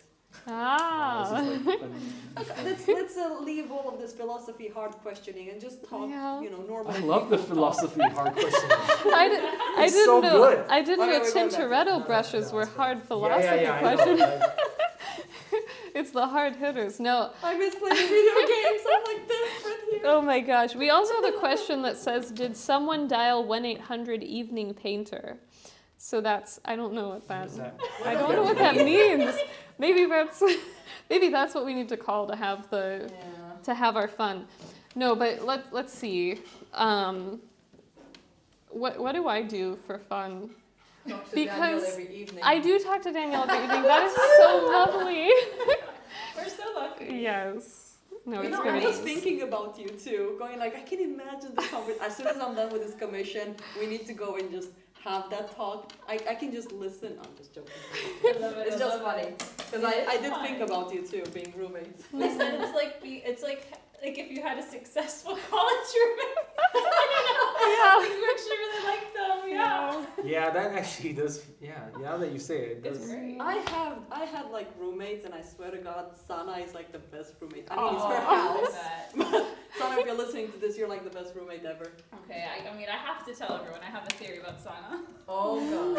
Oh. Wait, Oh. you're on live stream. It's my usual. I always say, like, if you look really closely, her feet don't touch the ground. She's just gliding and floating everywhere. Ah. She Get to she look reached really the close, top. Yeah. Yeah. She's ascended. If people don't know who Sana is, she's one of the co-founder of SARA, and like paints and draws like a monster all the time. Mhm. That woman just doesn't stop. Yes. Going back. But yes, actually, like activities that I do for fun, other than being in Danielle's presence. I mean, the thing of it is, my hobby is philosophy. Like I'm trying to read like this like Buddhism stuff right now. Yeah, so that's very fun for me. But I also, I don't know, I've been learning to cook. Oh, Danielle again. Yeah. Actually, No, that's yeah, true. Yeah, that's good. That's She's true. She's good at cooking. Danielle has been doing this very cool thing with persimmons. Wait, tell us about Oh. that. Oh, so in Japan you can like dry persimmons, but you have to peel them and then you hang them in like some nice airy space. You have to wait a while for them to like form a skin, and then you massage them for a month. You massage them for. You can massage me, girl. I really need one. Yeah, you It's have wasted to, like, on the every persimmons. day massage the persimmon to distribute the sugars in it. Yeah. How many days are you on now with the persimmon? So I just hung them this past Okay. week, so I'm just waiting for like, cause they're peeled, so that like the outer part's wet and it's like drying a bit. So when it builds that structure, I can then start massaging them every day. It's like a little massage for each. This It's reminds called hoshigaki. Hoshigaki. Yeah, it's hoshigaki. This reminds me of what you told me, Jackie. When you were in school, you started cooking because you wanted some kind of hobby. Wasn't it you that told me this? Yeah. That's nice. Oh, there you go. Yeah. Cooking. That's my cooking. See, I mean, this is the best hobby because then you eat. Yeah, eat no, what you that's cook. true. That's true. So I do You recommend it as a way of disconnecting because you always have to eat. Yeah. So why not have that be your disconnect? I'm actually really happy with the portrait. Sorry, I think going back to what you were saying about your school, like you're going to an art school before. Sorry, I was just and writing. your- We're reading the chat. Yeah, there's a very funny chat. Massage your food. My wife doesn't even want to scratch my back. That's so sad. Maybe scratch hers first, and maybe she'll scratch. We do have a lot of good humor in chat. Woman advice over here. We could become. Oh, we could be like a call-in, like ask Yes. Alice, like Duff Oh. can ask us for advice. Okay, but we also have a question. Is that a car antennae she's using as a maul stick? I think it's referring to yours. Oh. Your maul stick. It's a very bought cool it one. from Temu. It's like a pointer thing, and it's great. You can make it bigger, you can make it smaller, you can make it huge, and it's perfect. Yes. Yeah, you can poke students with it as well. Yeah. Oh. Mhm. I love it. It's the best mole stick ever. Yeah. But wait, you didn't tell us what you do for fun, Jackie. I cook. Oh, okay, so same thing. See? That's It's a good one. It's a good Yeah. It's a pretty good one. Mhm. And there's so many blogs and YouTube videos, so it can be Mhm. not so hard to get into once you just give it a good Google. Your kladdkaka was the best, by the way. I loved it. It was so Thank good. you. Yeah. Swedish sticky chocolate cake. for It's those like a that- brownie, right? It's like a brownie, but it's not quite the same exact ratios but it's like a gooey brownie. Yeah. Yeah. Mhm. It's really good though. Come to Osterlin Leaser. There will be Oh. Daniel's Baked cooking. goods. Yeah, I will Oh my make baked God. goods. Yes. Oh my god. That Anyway, might happen. sorry. I did want to say with Mm-hmm. I think as an artist you need both. I think what's Yeah. missing, what I find missing in our type of school and then the, you know, like the more contemporary art school is there isn't a bridge between that. One is more philosophy heavy and the didactics, Mm-hmm. and then the other one is more technical. Right. And Yeah. I feel like having both is a superpower. Yes. And I think, you know, like right now, like what I do, what I try to do for fun is read a lot of like art philosophy, just to Yeah. just to place myself in where, you know, where it all is, because I feel like it goes back to like, you know, when I was like researching, like for a really long time I was reading up a lot of books about and philosophy about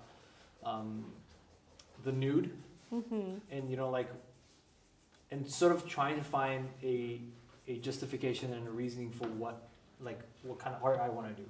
And then, you know, looking at what was it, like, because otherwise it just feels like we're doing it for the sake of doing it, and I don't really feel like that. It goes back to what you're saying. It's like it doesn't feel like that is enough of a justification, at least for me. I feel like that philosophy side and learning about all the different ways to approach thinking about art and art history is like, it's so crucial, and that I think feels a little bit lacking in more atelier based schools. That I think is very true. I would like to see more of a kind of marriage of the two sides there, because I think you should give philosophy lectures here. Oh, Consider giving philosophy lectures here at SARA. I would love to. No, I'm saying Stara. Oh, yeah. That's not me. I was like, Stara. I can do it for like some like I was really into, because I wanted to try to, so they're a little, you know, I have a lot of interest in different things, and so I try to like conflate them or like try to bring them together. And one is like my past as an architect and doing what I do now, and like the idea of like perspective and how perspective changes in art, like throughout art history and how it's been used. And so I went through a rabbit hole with that as well. Yeah. But yeah, anyway. But yes, I think it would be very cool if you wanted to do a philosophy type. This would be fun. Yeah. Yeah, I mean, I think I'm already like the wheels are turning. Like, what would I try to bring here that I've kind of gotten from that experience? And like, I have thoughts, but we'll see. Maybe we do more live streams, but we'll see. This reminds me of someone was talking to me, like, you have people becoming shrinks, I think you call it. And they go to school, they learn, but it's very interesting because they become shrinks, but they don't really have the life experience. Yes. So how do you reply to that? Like, can you learn philosophy, but is it more important to experience it rather than just learning it? How would you balance it?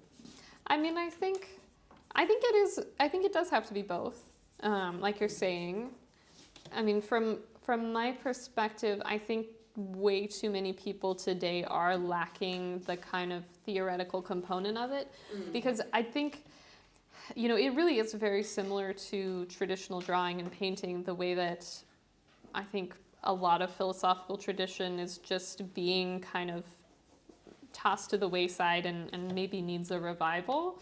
That's my opinion. But I think there's a lot that goes into philosophy that is very like technical. It is like, okay, this is how you build the structure of an argument for a particular meaning of life, basically. Like, you can't just come out and say, this is the meaning of life. Like, you have to say, okay, what is meaning first? What is life first? And you have this whole sort of hierarchy of things that you build up to actually be able to answer those questions and, you know, have a foundation for what you're saying, which, you know, what you're saying does also have to align with your lived experience, but I think there is a technicality to it that people miss today, and that I myself am not even well enough versed in. I mean, my hesitation with like giving lectures is I've known people who are like really studying philosophy, like studying it deep, and I'm like, oh my goodness, there's so much that I just never would have even thought about. There's so many niches. About Buddhism right now. Yeah. There's all these different niches, but we do have questions. Oh my god. They're rolling in now. I'm People are getting home from work, maybe. yeah. I do want to get to this one in particular, which is, are you using the site size method? Can I say the F word? No. No, I'm just joking. No, we're not. Fluffy, Fluffy, fun. no. No, we're just drawing as it is. Yes. In particular, what's being used right now is the comparative method, which is, yeah. I don't even know if I'm doing that. Fair. I'm just. I mean, there's also the constructive approach, right? Yeah. Which, so for those who don't know about this stuff, site size method would be you're drawing basically the exact same size on your paper as what you see visually in front of you. You're just like transferring one to another exactly the same size, and you're like measuring as much as possible. Comparative would be you're comparing ratios and angles. You're comparing like, okay, the bottom of the face from like the chin to the nose is the same versus the nose to the top of the forehead on the model as it is on my paper, and you're like making sure the ratios are correct. And then constructive would be you're saying, okay, I'm starting with a cube for the head, and then I'm breaking it in half, and then I'm constructing shapes one by one and kind of starting from scratch that way. So those are kind of different methods. But here at SARA, we teach comparative methods for the most part. You should become a teacher, so. The philosophy teacher. Yes. Yes, oh Don't my mind gosh. Because I'm pretty bad at it. So. I do think it is an important component of that. I would love to have. Having said that, I do come from a site size background. Yes. And Sana and Hans also come from a site size background. Yes. But I think having gone through it, I think we maybe saw certain limitations with it, and I think that's why when they started the school, they sort of didn't want to use that as a teaching method. And as far as those limitations go, I think a lot of it is like you're very limited in like how you can sit and move and place yourself and the model, and you can't really, like we were talking earlier about, just drawing someone on the bus, let's say, it's very hard to translate that work into that kind of impromptu drawing setting where there's a lot of chaos going on. So there's advantages to having some other methods in your arsenal than just having site said size. that, I'm not gonna. But site size. I can very happily do site size. Yeah. I can see the need for it when at times, but I can also definitely see the limitations that it has. I don't want to. Yeah. Yes, we're not knocking site size. It No, is no, very I'm good not. for high accuracy, and there's all kinds of advantages to that. But The type of commission I do, site size would have not been helpful at all. No, I think it's different. You're a different type of commission. yeah. I think if you were doing portrait commissions, like portraiture lends itself very nicely to site size. Yeah. And then we also have a question here that says, what makes SARA stand out from other academies? One of those things would be what we just talked about, which is comparative method. If that's what you're looking for, this is a good place to come for it. We also talked about the seed. So that's, more of a way that we try to bridge, into kind of the creativity and communication realm. It's by having creative prompts where, it's not just you're drawing from the model all of the time. You also have these creative projects where you kind of get to do maybe more free-form work, try to delve into the work that you want to do to add into your own future portfolio and like really say, okay, this is like, the type of, I don't know, maybe you do fantasy art, maybe you get to do that for the seed, anything like that. So there's more freedom with that. Anything else that you guys can think of that's really stand out for us? I mean, the seed thing is a big thing. It is. Coming here as an outsider, because I didn't come to the school. I didn't study this I school. think the seed is the best. I think the seed is the strongest and most unique thing about it, in that everyone who goes through any type of school training eventually wants to paint their own thing. Yeah. But I feel like a lot of it gets put aside until sort of with the idea that you'll only be able to do it once you get the necessary skills. But it's sort of like what I was saying to you about like drawing on the subway. Like it feels like a logical step, but it hinders you because then you'll finish, you graduate, and then you haven't had practice Right. making your own stuff or sketching on the bus. So I think it's a really nice thing that we are always reminding students of the end goal of why they're doing this in the first place, and so to start that process and journey for them as well, that we can also help them along the way with that. It's not just waiting until they graduate so then do your fantasy art or whatever kind of concept paintings. art goes really well into this illustration and stuff like that. Mhm. Yeah, we have a lot of people here who are interested in that. I mean, I found the seed really useful as well. I think just trying to wrap my head around what do I actually need to do to make the kinds of pieces that I want. Like, once I start designing something for a seed, I realize other skills that I need to learn and pick up. Like, for example, for me, I need to kind of be better at showing figures interacting. Like more than one figure at once, which you wouldn't know if you were only drawing in the model room. You wouldn't notice that you needed to work on that. Totally. Imagine graduating and then figuring that out. Yeah. Oh God. And then it's just, it just means that you start that process a little bit Yeah. earlier and you start, it's not, Mm-hmm. yeah. Yeah. Yep. We have just a good comment here that says one lifetime is not enough time to be good at one thing. You never finish. You never finish. But isn't that saying, jack of all trades and master of none? Exactly. But the other bit to that is that it's better to be a jack of all trades than a master of one. Yeah, it's like one of those no things one, that has no one ever remembers the second half of that. Everyone thinks that it's like, oh yeah, it's bad to be a jack of all trades, and you want to be a master of one.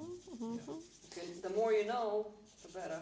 We also have a question here that says, ever used living animals as models at SARA?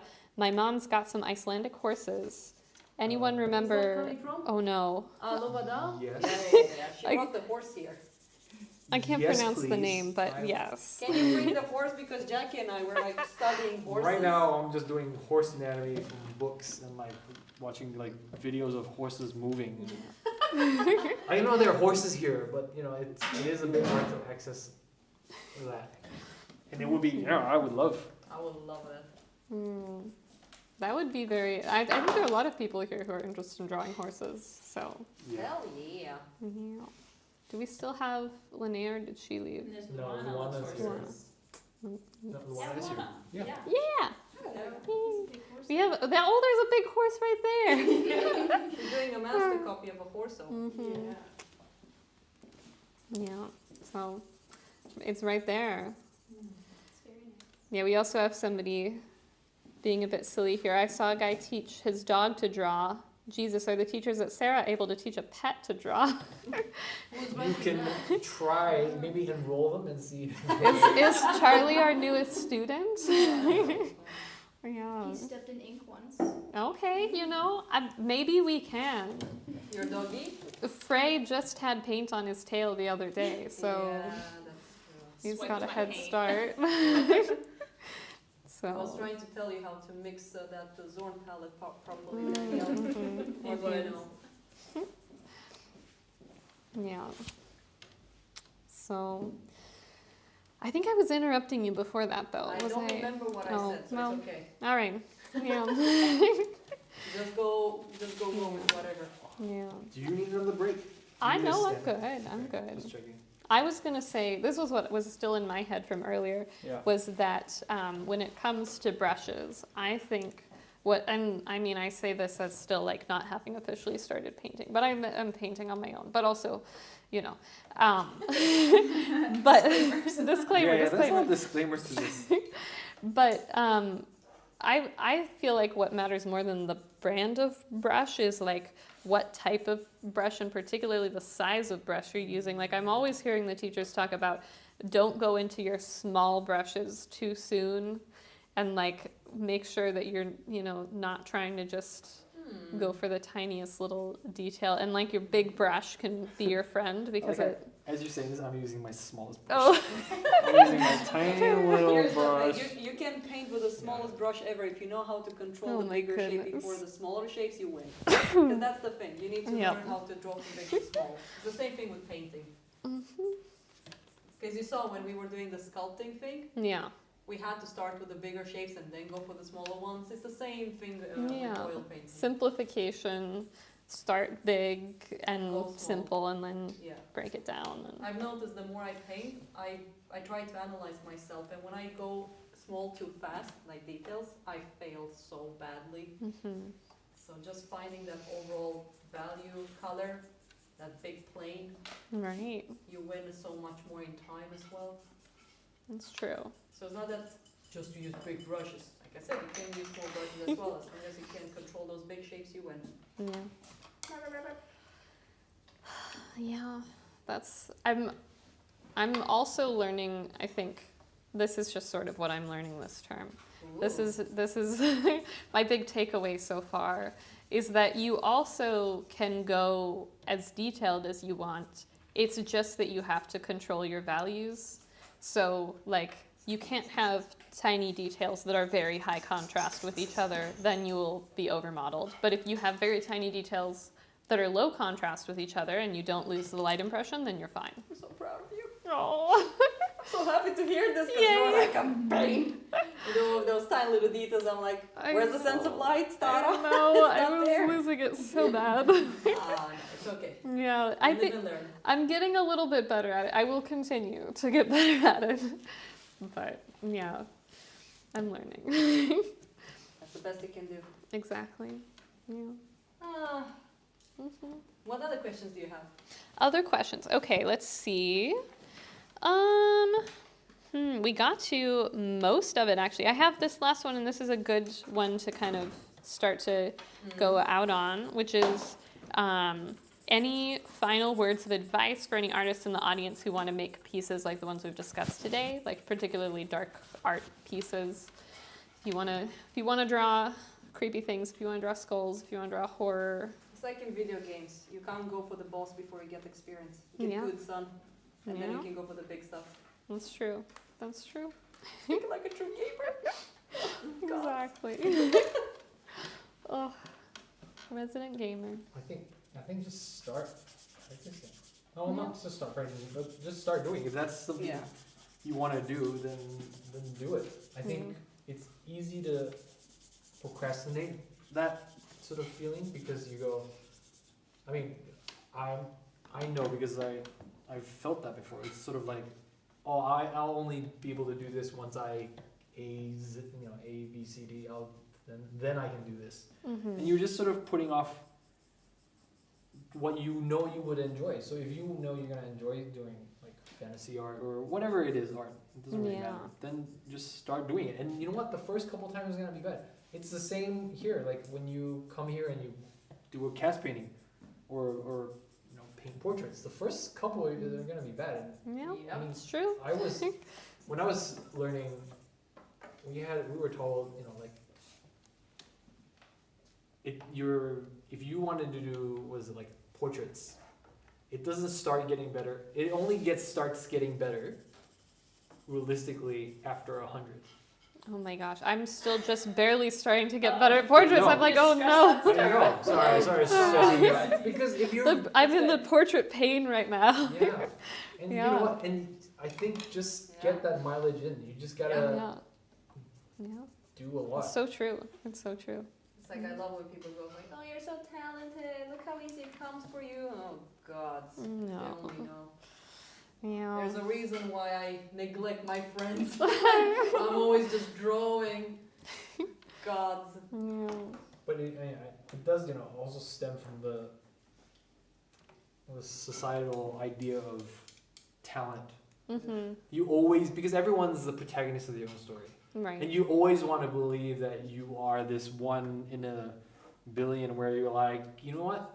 My first portrait I'll ever paint is going to be amazing. Right. Yeah. And that feels like it's such a huge pressure to put on yourself to begin with, that you don't then feel like you're learning anything. So I would just say just start practicing and start doing. And be okay with making ugly things. Like it's Yeah. gonna happen for a while and it's okay. Yeah, and I mean, Part of what it. would be the fun of it anyway if you immediately were so good at it that you had nothing to learn and you Yeah. couldn't improve anymore? That'll be boring. Exactly. If I Again, knew the fun of everything, the I would get journey. bored. I would really get bored. It's like when you're watching a TV show and you don't have patience with it, and then you Yeah. go and see how it ends. You don't want to watch the other episodes No, anymore it's true. because you already know everything, so it doesn't work. Yeah. Okay, we have another question here, which is, where is your atelier? Which is actually right in the name. The name is just abbreviated. When we're saying SARA, that is Swedish Academy of Realist Art. So we're in Sweden. And we are, Specifically the south of Sweden. yes, and specifically in Simrishamn. No. Let's try again. No. God!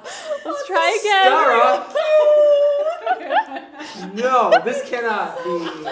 Listen. Hum. Wait, I want the one to say it. Okay, there we go. Yes.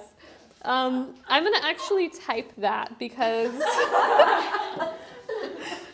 I don't think. There are a lot of letters and consonants in it that are silent, I guess would be Yes. a good way to I've been living in Sweden for 15 years and I still have difficulties with this language, so yeah. And I'm typing that as Theodora because I'm now Yeah, you're having using my her mobile. phone, Yeah. yes. But You got some very weird text over there on my mobile.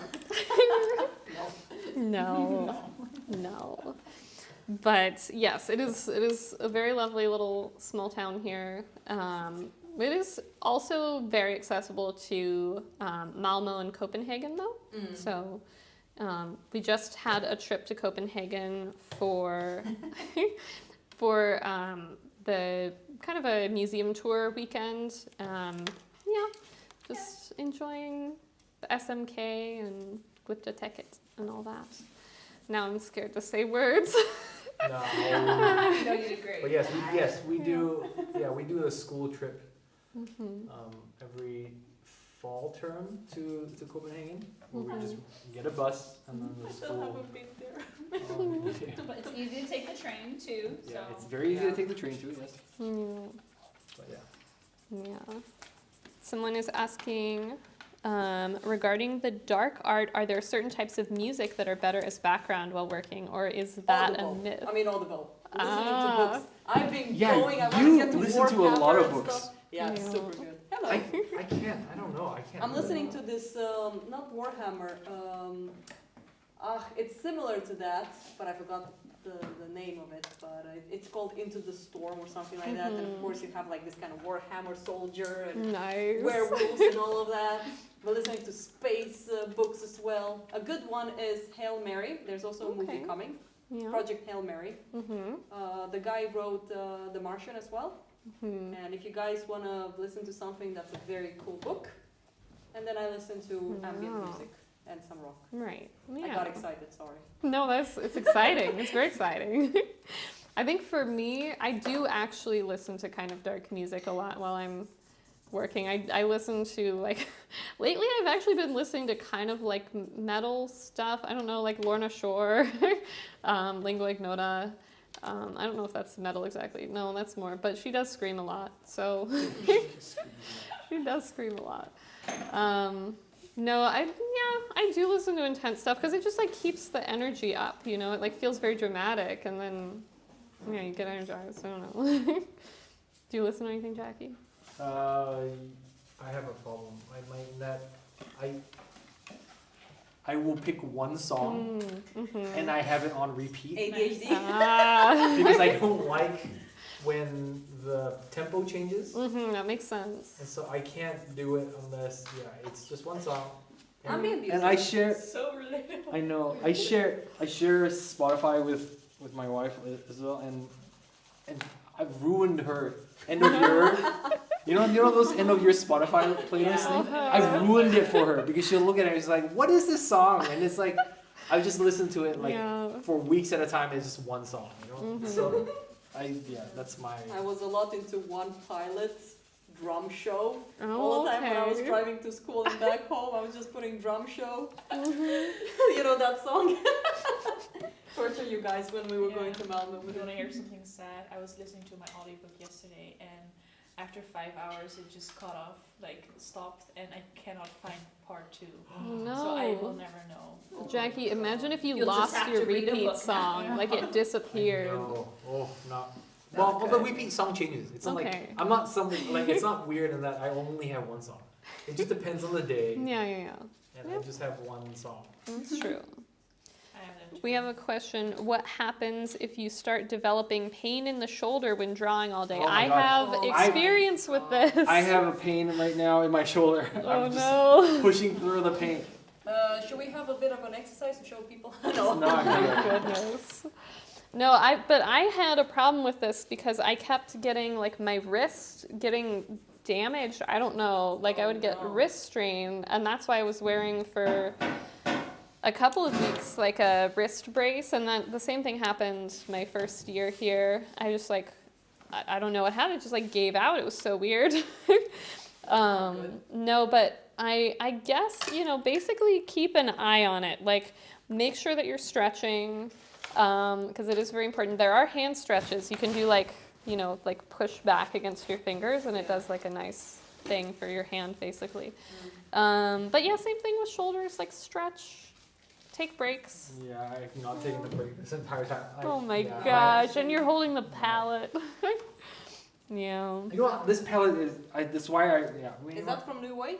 Yeah. Yeah. I've since changing to it. It has been. Really, I've been having problem with this finger. Ah. It's so painful. I'm not gonna show it to the streamers. You're not gonna show it to the No. camera. Yeah, I saw it. It looks bad. Yeah. Don't show it. Oh my goodness. But yeah, we have a very funny chat. It's been wonderful. Yeah, it's kind of great. Yeah. I mean, we're getting close. Oh my god, I think we should stop and just show people what we've done. Yeah. Let's see the. I have not actually been looking. Let me see what we've done. It's been fun. I can tell you that. Just trying to draw you while moving and Yeah, you like peeking yeah. at me. I was like, girl, Oh. don't flirt too much. Yeah, you did. Look That's my at job. that. Motion, That's crazy. crazy. This Thank you. is. Jackie's so good too. Oh my god. Oh, you guys you do went, so you went crazy with color. What do you mean? That's bad. There's so much likeness just from that. I would love It to was stand so up. tough. Oh wow, this is coming along. Wow. We're gonna have to remember this next time people are like, the model's moving too much. I'll just sit down and pretend to. Yeah. Well, I think that was very productive. There is somebody asking, could you zoom in on the painting and drawing? Is that possible? I Yes, don't know. of course. Okay. Ooh. Let's do it like this. It would be easier if I actually hold the camera. Yes, I had we've to got go our and buy something fancy. for my camera because when I was doing live streams, the camera was dying. People Oh, were like, no. battery, change the battery. Yeah. That was very fun. Okay. Let's go to scene. Oh, wow. Wow. Wow. So there's a little portrait painting that Jackie did. It's pretty good. It is pretty good. Surprise. What? No! No! Wow, it's pretty good for Jackie. Yeah, it's acceptable. Proportions are there. Color is good. It's kind of okay. No. Wow. Here's We're here's kidding. the other people Right. over here. Okay, Yes. I'm not gonna show everyone. There's the model. Right. So this is the model, so people can judge a bit. Yes, Yes. that's me. Daniel, you want to show people what you've done? It's bad, but they can see it if they want to. Because Jackie said we have to accept our failure. Oh, wait, what? No, that's not what I said. It's true. I didn't No, say it's true. it's- I've never drawn a moving person, and it Yeah. was very hard. This is mine. No, he didn't say it afterward. He said Let's it see. before. This is kind of hard. Let's see if I can go back to the camera. It was tough. It was. I've never drawn someone in so much motion, but I can't see if it's sharp or it's a soft. good try. You know, they don't need to see it too. It's like. Yeah. No, this is good. But it's a good exercise. You did right? well, Daniel. You really did. Yeah. Now I feel empowered to draw people on subways. Yeah, but see, that's the Yeah. thing is, this is your first time. Yeah, my first first time. This is like my maybe like Yeah, right, how many do you wanna 50th be the time camera? I've done it. With where it's like it's always getting someone to talk, and so you just get used to like them talking. Yeah. Ah. Oh my god. No, we are done. We gotta put the camera back. People don't get sick. Yes. Camera's moving. Oh my god, and this is when I draw. Having it said in that, the this front. is not as accurate as I would be, as happy as I would be if the model were still. I think it would be different. Yes, Tara, why can't you just... Why can't I just be a statue? Yeah, exactly. No, I mean like if you weren't talking, I think Yeah, the portrait would sort of look a lot different. But This no, was very fun. very fun. So Thank let's you to hope- everyone who joined, by the way. We had a very funny chat and a very also thoughtful chat, and that was lovely. Looks nothing like the skeleton. So if people enjoy this, maybe we can do episode 2. I don't know, what should we do? I can't Oh, believe it. show the doggy. I had no idea this was an ongoing thing. Yes. The newest member Charlie. of the family. That's how you know it was a good live stream. Yes, the dog. The dog is the This most dog is important. not here yet. So maybe we can do it in November before I go to Stockholm. That Can be sounds fun. good, yeah. And maybe we should do like a little still life and students can also Oh, join yeah. and just sketch with us. Mm-hmm. That could be Oh, fun, this right? is still life things. Okay. Mm-hmm. Yeah. Sure. So then, oh my god, you're so adorable. Look at you. He wants to go home. I want to go home right now, but I have to fly after this. We only been here 12 hours. I've been 12 hours at school? No. Almost. Hmm. It's insane. 11 Wow. hours. Okay. Thank you, everyone. Thank you, everyone. I need to figure out how to end this. Wait 1 second. Let's zoom in The now. fun isn't over yet. Oh yeah, I see the end stream. Okay. Hey, do everyone, goodbye, and see you next time on episode 2 of SARA Livestream. Okay, wait, end. Is it done? No, Is it- wait. we swear. Wait,